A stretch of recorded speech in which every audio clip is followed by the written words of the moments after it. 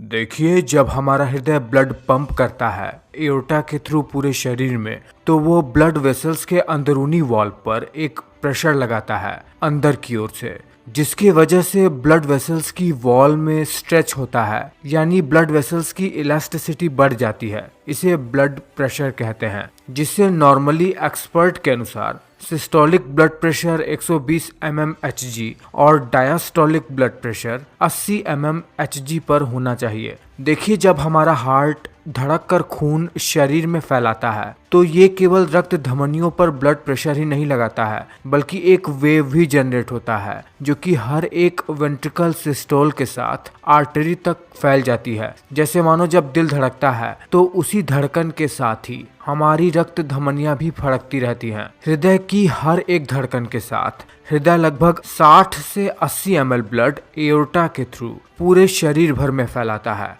और जब हृदय पंप होकर ब्लड फैलाता है तब ब्लड उसके वॉल पर एक डिस्टेंशन और एलोंगेशन भी बनाता है, जो कि एक वेव के फॉर्म में पूरे ब्लड वेसल्स में फैल जाती हैं। ब्लड के फोर्स के साथ निकलने से ये वेव जनरेट होती है और हर एक बड़ी आर्टरी पर जाकर ये डिटेक्टेबल हो जाती है। देखिए, भारत में आपने कई ऐसे आयुर्वेदाचार्य और डॉक्टर को देखा होगा जो आपके हाथ को पकड़कर आपका नब्ज देखते हैं और ये बताते हैं कि आपको कोई बीमारी है या नहीं है। असल में वो यही वेव ही देखते हैं, जिसे पल्स कहते हैं या हमारा हार्ट रेट कहते हैं। देखिए, ये जो पल्स रेट होती है यानी हार्ट रेट, वो केवल हमारे कलाई के आर्टरी पर ही नहीं देखी जाती है, बल्कि इस इमेज में जहां जहां आप देख पा रहे हो उन सभी जगहों पर उंगली रखकर आप अपने पल्स रेट यानी हार्ट रेट को देख सकते हैं। इसके लिए आपको इन आर्टरीज पर उंगली रखकर 1 मिनट तक इन पल्सेस को गिनना है, यानी इन पल्सेस की संख्या को गिनकर आप अपने पल्स रेट को जान सकते हैं। आप अपने पल्स रेट को जान सकते हैं कि आपका हार्ट 1 मिनट में कितनी बार धड़कता है।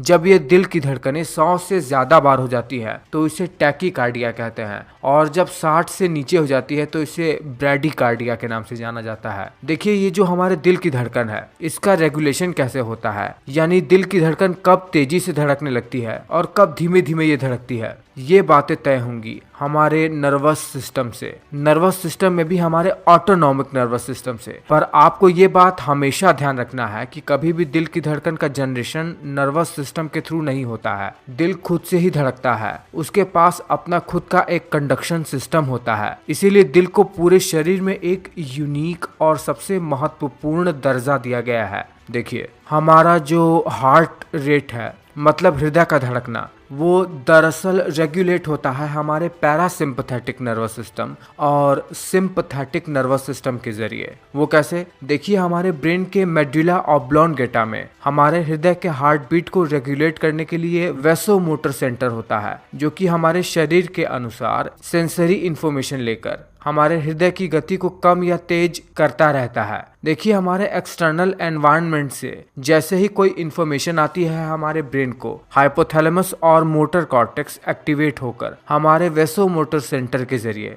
सिग्नल भेजते हैं हमारे हृदय को तेज धड़कने के लिए। आप समझ गए होंगे कि ये सिंपथेटिक नर्वस सिस्टम का हिस्सा है, क्योंकि सिंपथेटिक नर्वस सिस्टम का काम हमारे हृदय की गति को बढ़ाना होता है। और दरअसल ये सिंपथेटिक नर्व फाइबर होते हैं जो हृदय से जुड़े हुए होते हैं। हमारे थोरैसिक रीजन से निकलने वाली nerve T1, T2, T3, T4 जैसी नर्व होती हैं, जो कि इन इम्पल्सेस को हृदय तक पहुंचाती हैं और ये हृदय की धड़कन को बढ़ा देता है। दरअसल ये ब्लड वेसल्स को कॉन्स्ट्रिक्ट करके हृदय की गति को बढ़ा देते हैं। देखिए, हमारे एओर्टिक आर्च में और कैरोटिड साइनस में बैरो रिसेप्टर होते हैं और कीमो रिसेप्टर होते हैं, जो ब्लड प्रेशर के चेंज होने पर और ब्लड में केमिकल इम्बैलेंस को सेंस करके ये इंफॉर्मेशन भेजते हैं वैसोमोटर सेंटर को, और ये वैसोमोटर सेंटर वेगस नर्व के थ्रू हमारे ब्लड वेसल्स को सिग्नल भेजता है डायलेट होने को, जिससे हमारे हृदय को कम मेहनत लगती है ब्लड को पूरे शरीर में पहुंचाने के लिए और हार्ट बीट कम हो जाती है।